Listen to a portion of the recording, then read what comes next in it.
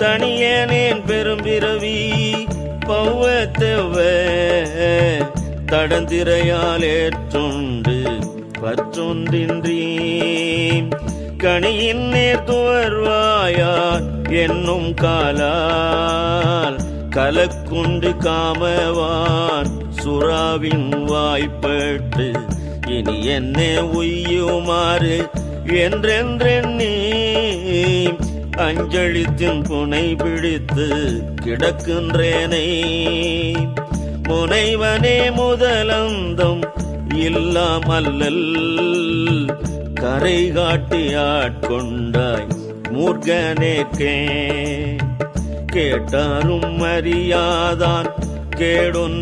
கேடொன்றில்லான் கிளையில்லான் கேளாதே